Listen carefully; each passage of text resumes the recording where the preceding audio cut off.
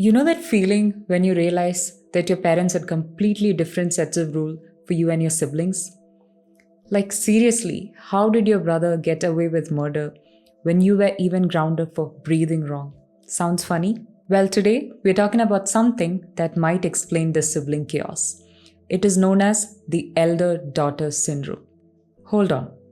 Even if you're a man or boy, this will relate to you. The elder daughter syndrome. Yes, it sounds intense, but it is a real thing. So, back in the early 1900s, a brilliant mind named Alfred Adler proposed this really interesting idea. It says that the order in which you were born actually shapes your personality.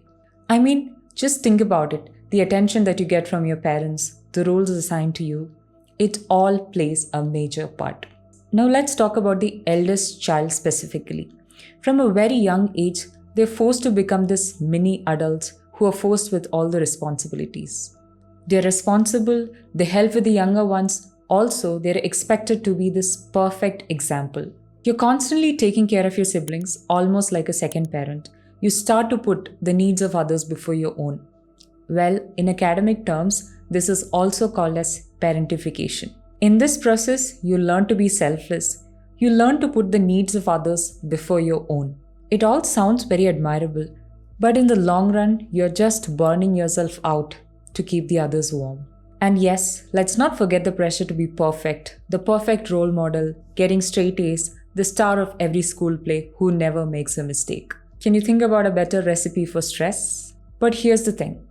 While all these qualities sounds amazing, there is a flip side. The constant pressure to be perfect can lead to anxiety and stress. You become overly independent to the point that you struggle to ask for help even when you really need it.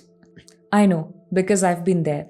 As an elder child myself, I always felt this immense pressure to have things under control and to be the responsible one.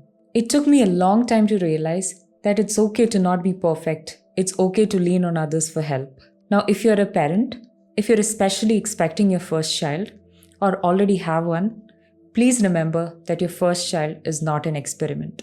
They deserve your love, attention, and support just like any other child. Educate yourself on parenting. There are tons of free resources available in my channel, and many more are coming, so stay tuned. And most importantly, try to see your elder child as a unique individual with their own needs and dreams, not just as a big sister or big brother. If you're an elder sibling watching this, know that you're not alone. Embrace the positive aspects of your personality, like your ability to take charge and resilience. But it is also important to prioritize your own well-being. It's okay to ask for help, it's okay to say no, and it's okay to not be perfect.